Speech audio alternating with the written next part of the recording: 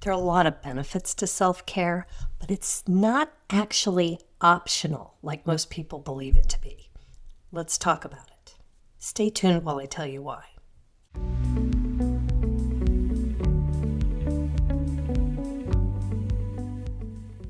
Your body and brain is a combination of beautiful, intricate ecosystems that typically work seamlessly together. That's how they were created.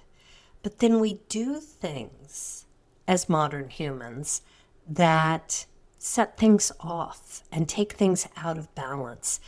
Just the toxins in our environment alone can make things out of balance. And if one thing is off, it's like a cascading house of cards.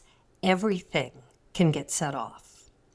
So we have to take care of ourselves and ensure that we're doing everything we can to nurture our body, brains, and emotional health as part of our daily lives, not something extra we have to chisel out time for.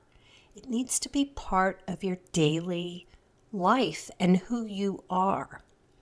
If you don't have the identity of someone who takes care of themselves and makes healthy choices, then you're going to really struggle with self-care.